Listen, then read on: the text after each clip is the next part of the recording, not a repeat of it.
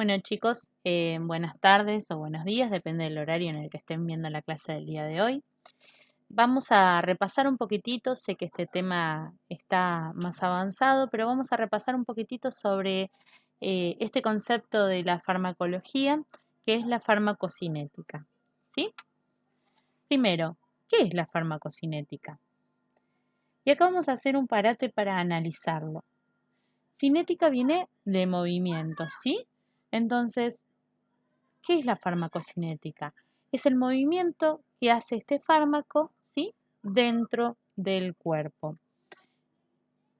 Es como, una vez que el fármaco ya ingresó al cuerpo, cómo va a ir siendo afectado, ¿sí?, por los diferentes puntos que va a ir tocando dentro del organismo. Acá vemos que este fármaco ingresa, en este caso lo hace de manera oral, ¿sí? Ingresa el fármaco, comienza la absorción, ¿sí? Después la distribución, es metabolizado y por último es excretado.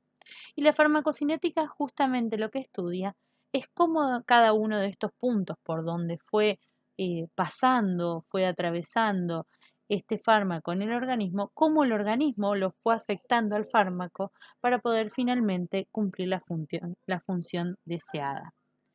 Entonces, ¿qué importancia tiene entonces la farmacocinética en la clínica?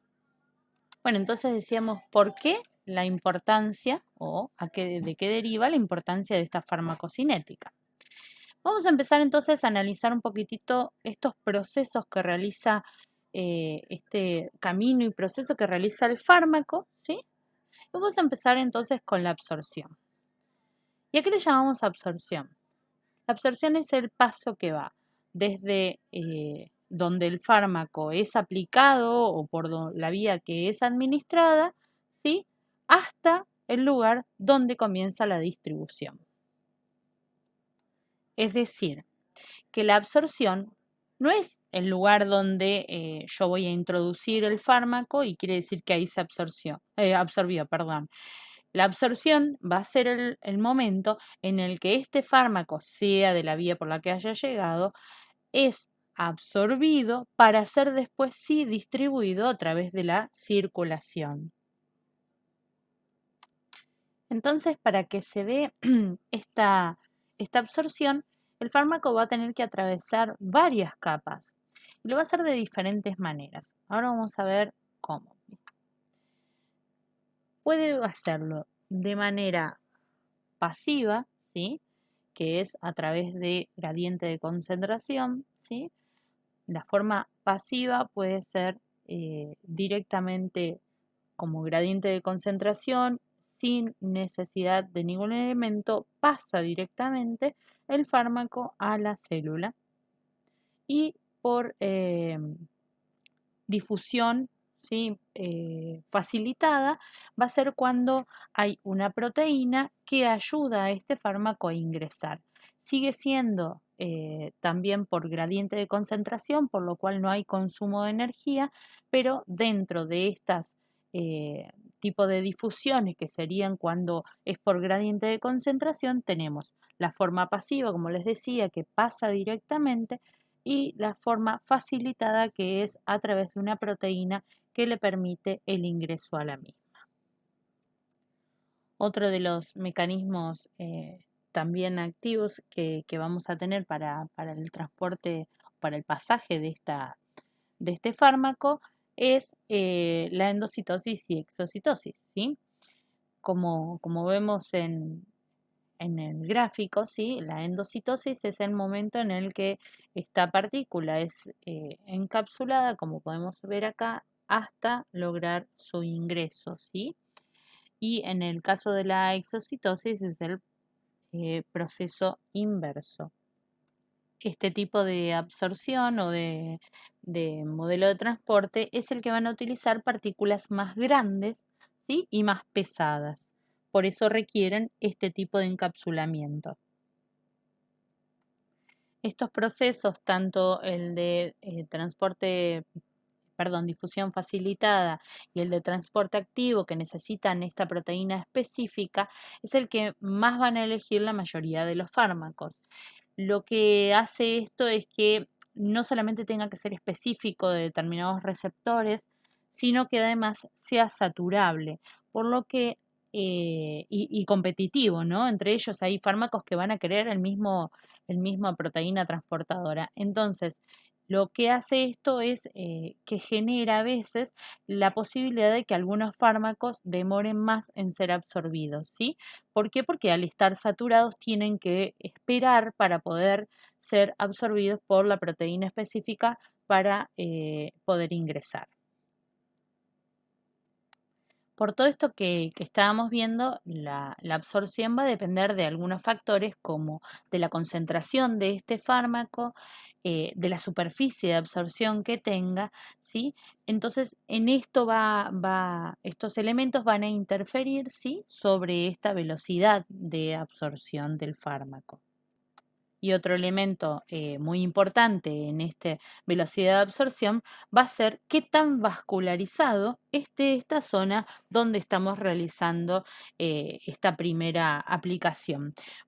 Por lo cual podríamos decir que tendríamos a lo mejor una aplicación que sea intramuscular, que podría ser tanto en el deltoides como en el glúteo, que no va a tener la misma velocidad de absorción porque va a depender mucho de la superficie que abarque y de qué tan vascularizado esté ese tejido. Bien, entonces, como veíamos acá en esta diapositiva, decíamos de qué depende entonces de las características fisioquímicas del fármaco, de la forma farmacéutica en la que esté presentado, del lugar de absorción, ¿sí? De la eliminación presistémica, ¿sí? Y del efecto del primer paso. Acá podemos ver diferentes vías de administración de un fármaco, ¿sí? Y cómo la absorción va a ser diferente. Decimos, por ejemplo, que en la intravenosa hay ausencia de absorción. ¿Por qué? Porque nos estamos salteando el paso de pasar directamente a la circulación, ¿sí? Y distribución del fármaco. Entonces, no hay efecto del primer paso, sobre todo por el hígado, el primer paso hepático. En el caso de la subcutánea, es rápida, ¿sí? Porque está muy vascularizada, ¿sí? Si usamos soluciones acuosas, pero es lenta y sostenida si las suspensiones son insolubles, ¿sí? Y en el caso de la intramuscular, como habíamos visto en el ejemplo que les daba, es rápida si se utilizan soluciones acuosas y es lenta y sostenida si se utilizan preparados de depósito, como vemos muchas veces algunos que son eh, más aceitosas, algunas de las medicaciones que se suelen hacer a nivel intramuscular y que son de absorción más lenta y prolongada. Bien, ahora vamos a empezar a hablar de la distribución. Como decíamos, estos fármacos, si son aplicados directamente dentro del proceso endovenoso, pasarían directamente al paso de distribución, salteándose así el de absorción. Entonces, para el resto de las vías de administración, decimos que luego de la absorción vamos a tener este paso de distribución, donde el fármaco llega primero a los órganos más vascularizados. ¿Y cuáles son los lugares más vascularizados del cuerpo humano? Vamos a ver si acertamos en esta. Perdón, ahí me salté. Entonces, decíamos, ¿cuáles son los órganos más vascularizados del cuerpo? Y los primeros más vascularizados van a ser el hígado y el riñón, y posteriormente una redistribución lo va a llevar hacia los pulmones, pared intestinal y vaso. Y ahora sí vamos a ver qué factores lo modifican, ¿sí? Vemos la velocidad de distribución, ¿sí? Va a ser más rápida si es en el endotelio. Si son la liposolubilidad, o sea, si son liposolubles o hidrosolubles. Las uniones de proteínas plasmáticas y el pH, ¿sí? Acá en el pH voy a hacer un parate. Fíjense ustedes que la vía oral, que vamos a ver después más adelante sobre vías de administración, pero la vía oral es una de las vías más utilizadas de administración de fármacos. Y vamos a tener con esto del pH una consideración. Si nosotros vamos a tener un fármaco que es más bien básico, ¿sí? O sea, más bien alcalino, eso quiere decir básico, vamos a ver que la absorción, por más que ingrese por boca, la absorción va a ser más bien en el duodeno, que tiene un pH más básico. Y la mayoría de los fármacos tienen este tipo de absorción, los que son de vía oral. Y en cambio, si el pH del fármaco va a ser más ácido, el lugar donde se va a absorber va a ser en el estómago. ¿Qué pasa con la placenta? Es de público conocimiento que las embarazadas solo pueden tomar paracetamol, ¿sí? ¿Y por qué es esto? No es que puedan tomar solamente paracetamol, sino que hay que evaluar bien qué consume la embarazada, ya que muchísimas, es decir, la mayoría de los contaminantes presentes en la sangre materna, ya sea tabaco, alcohol, medicamentos, algún tóxico, sí puede atravesar la placenta y a través del cordón umbilical llegar al feto, ¿sí? Ustedes esta parte ya la han visto en materno, algunos conmigo y otros no, ¿sí? Y entienden que la placenta, ¿sí? Va a favorecer esta circulación con el feto, y todo aquello que esté circulando con la búsqueda de que circule oxígeno y nutrientes va a terminar pasando estos tóxicos que pueden alterar el desarrollo del feto. Por consiguiente, después de esta absorción y posterior a eso la distribución a través del torrente sanguíneo, como veíamos, que puede llegar a través del sistema nervioso, que puede llegar a otros órganos donde van a ser absorbidos, ¿sí? Vamos a ver la etapa de metabolismo, que es el conjunto de acciones químicas que el organismo va a realizar, ¿sí? A las sustancias endógenas, contaminantes ambientales e incluso a los fármacos. Como consecuencia de este metabolismo, estos fármacos pueden cambiar la actividad farmacológica a través de a otra acción diferente, ¿sí? O bien formarse metabolitos activos con la misma actividad farmacológica, que puede estar aumentando o disminuyendo o parecerse, ¿sí? O bien se forma un metabolismo tóxico, ¿sí? Y ahora vamos a ver entonces cuáles son estas fases del metabolismo. La primera fase es la de oxidación, reducción e hidrólisis. Y la segunda fase, también llamada conjugación, ¿sí? Es la de la unión mediada por enzimas con otras sustancias. ¿Qué factores son los que afectan a este metabolismo? Primero, la edad del paciente, ¿sí? El sexo. ¿Por qué el sexo? Porque algunas hormonas pueden afectar, ¿sí? Este metabolismo de absorción. Después, la nutrición, ¿sí? El tipo de alimentos que consuma el paciente y cómo sea su nutrición de base. Es muy importante también tener en cuenta con qué alimentos se consumen determinados fármacos, porque algunos de ellos suelen inhibir la acción del mismo. Después, si está en gestación, no solamente por las hormonas femeninas, ¿sí? Que puede tener un efecto inhibidor, sino por, como hablábamos antes, el tema de la absorción de la placenta. Algunos otros factores genéticos, las vías por las que se haya administrado, que ya más adelante vamos a ver vías de administración, la dosis y las uniones proteicas, ¿sí? Las uniones a las proteínas. Y por último, factores patológicos.